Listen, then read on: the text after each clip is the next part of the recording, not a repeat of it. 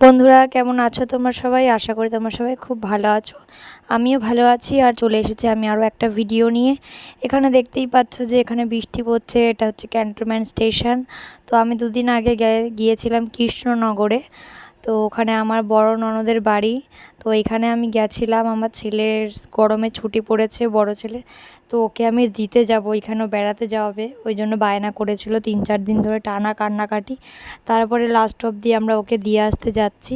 কিন্তু যেদিন বেরালাম সেদিন সকাল থেকে বৃষ্টি, এমনকি অনেক সকালের দিকে আমার বড় ননদ মানে আমার বড়দি ভিডিও কল করেছিল বলেছিল যে ওখানে বৃষ্টি হচ্ছে, কিন্তু ওই আমাদের এখানে তখন রোদ ছিল। এবার আমরা যখন রেডি হয়েছি বেরানোর জন্য তখন দেখছি আমাদের এখানে বৃষ্টি হয়েছে। তো এখানে দেখো আমরা এখন শিয়ালদা যাব, শিয়ালদার থেকে আমরা কৃষ্ণনগরে ট্রেন ধরবো, কারণ কি দুটো বাচ্চা নিয়ে যাব, বসার জায়গা না পেলে এতটা রাস্তা যেতে পারবো না। তো এখানে আমি ওর বাবাকে নিয়ে আমি লেডিস কম্পার্টমেন্টে উঠে পড়েছিলাম, কারণ কি অন্য যা বগিতে একদম ওঠার মতন পরিস্থিতি ছিল না। তো লেডিস কম্পার্টমেন্টে ওঠার পর কোনো প্রবলেম হয়নি, কেউ কিছু করেনি। আমি খুব ভয় পাচ্ছিলাম, কিন্তু সবাই বললো যে বউ বাচ্চা নিয়ে উঠেছে, আবার কি হয়েছে, একা উঠলে তখন অনেকে ঝামেলা করে, চুপচাপ এখানে বসো, বৃষ্টি পড়ছে, কি হয়েছে, সবাই সাপোর্ট করেছে। যাই হোক, তারা যেন খুব ভালো থাকে, নাহলে আমি দেখেছি খুব ঝামেলা করে, ফেলে দেয় ট্রেন থেকে। তো যাক গিয়ে ওটা অন্য কথা। তো আমরা যখন বেরাচ্ছিলাম ভালোই বৃষ্টি হচ্ছিল, তো বৃষ্টি মাথায় নিয়ে আমরা বেরিয়েছিলাম, বেশ ভালোই হয়েছে একদিক দিয়ে, কারণ কি এতটা দূরের রাস্তা, এতটা জার্নি, যার জন্য একটু বৃষ্টি পড়েছে, একটু ঠান্ডা ঠান্ডার মধ্যে আমরা যাব, না হলে গরমে খুব কষ্ট হবে।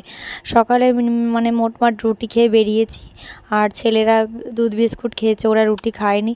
আর সকালে ওদের ভাত খাওয়ার অভ্যেস নেই, যার জন্য ওরা ভাত খায়নি, আমি ভাত করিও নি, ভাত খায়ও নি। এবারে আমরা এখন শিয়ালদা স্টেশনে ট্রেনের জন্য ওয়েট করছি। একটা লালগোলা এক্সপ্রেস ছিল, কিন্তু ওইটাতে নাকি ওর বাবা বললো ওটাতে আমরা উঠতে পারবো না, খুবই ভিড় হবে, ওই জন্য আমরা ওটাতে উঠিনি। আমরা তারপরে কৃষ্ণনগর লোকালে উঠেছি, আমরা বসেই গেছি। তো ট্রেনে আমরা বিস্কুট টিস্কুট কিনে নিয়েছি, কিনে নেওয়ার পরে আমরা এখন যাব। আমি বিয়ের পরে এই সেকেন্ড টাইম আমি যাচ্ছি। তারপরে প্রথম যখন গেছিলাম তখন একদিনের জন্য গেছিলাম, কয়েক ঘন্টার জন্য, একটা বিয়েবাড়ির নিমন্ত্রণ ছিল, তখন বড় ননদের বাড়িতে ফার্স্টে গিয়ে উঠেছিলাম, কিন্তু গিয়ে এক রাত ওখানে থাকার পরে পরের দিনকেই আমরা বিয়েবাড়িতে চলে এসেছিলাম। তো ওখানটাতে যাওয়ার পরে মানে তখন বিয়ের একদম প্রথম 1-1.5 মাস হয়েছিল, তখন আমি গেছিলাম, মানে একদম তখন নতুন বিয়ে হয়েছিল। আর এখন যাচ্ছি 2টো ব্যাটালিয়ান নিয়ে, বাবা বহুত ব্যাপার। তো যাই হোক, আমি যাচ্ছি আবার 5 বছর পর, 5-6 বছরের মাথায় আমি এবার যাচ্ছি বড়দের বাড়ি। তো যাওয়াই হয় না, এতটা জার্নি, তো ট্রেন আবার বাস, খুব কষ্ট, তার মধ্যেই বাচ্চা নিয়ে। তারপর তো মানে নেহাত ওই ছেলেটার বায়না, ওই জন্য। তো আমরা কৃষ্ণনগর নেমে পড়েছি 3 ঘন্টা পর, 3 ঘন্টা 3.5 ঘন্টা পর, একটু লেট ছিল ট্রেন। তো আমরা এখানে দেখো কৃষ্ণনগরের স্টেশনে ফেমাস হচ্ছে ডালপুরি, দারুণ খেতে ছিল। তো আমরা খাচ্ছিলাম, 4টে আমি খেয়েছিলাম, 4টে ওর বাবা নিয়েছিল। তো আমরা 2 ছেলেকে দিয়ে খেয়েছি। তোমরা যদি কেউ কৃষ্ণনগরে যাও তো ওখানে স্টেশনে ডালপুরি অবশ্যই তোমরা একবার টেস্ট করো।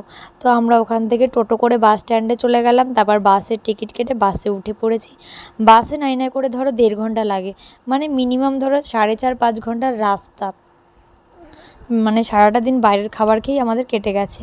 এখানে দেখো বাসে এখনও ভরেনি, বাসে এখন ভরবে, তারপর বাস ছাড়বে। ওর বাবা ছেলেকে নিয়ে ঘুরছে। যাওয়ার দিনকে ছেলে একটুও জ্বালাতন করেনি, কিন্তু ফেরার দিনকে ছেলে খুব জ্বালাতন করেছে, যেহেতু ওর দাদা ছিল না, ওর দুষ্টুমিতে জুত হচ্ছিল না।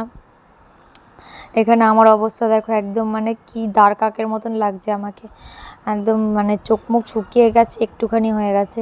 আর আমি একদম বাসে জার্নি করতে পারি না। ট্রেনের জার্নিটা তাও ঠিক আছে, হাওয়া লাগিয়ে একটু ফাঁকা ফাঁকা ট্রেন থাকলে কষ্ট খুব কম হয়, কিন্তু বাসের জার্নি একদম করতে পারি না। তো যাই হোক, বাস থেকে আমরা নেমে পড়েছিলাম। বাসটা তো আরেকটু হলে ছেড়েই দিচ্ছিলো, কিন্তু যাই হোক ওর বাবা বুঝতে পেরে নেমেছে, ওর বাবাও অনেক দিন পর গেছে।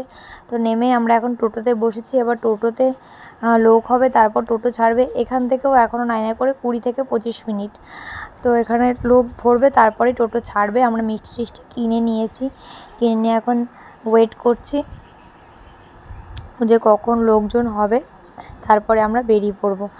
তো যাই বলো বন্ধুরা, শহরের থেকে গ্রামে এত শান্তি, মানে ওখানের গাছপালা, ওখানের পরিবেশ দেখার মানে সৌন্দর্যটাই আলাদা।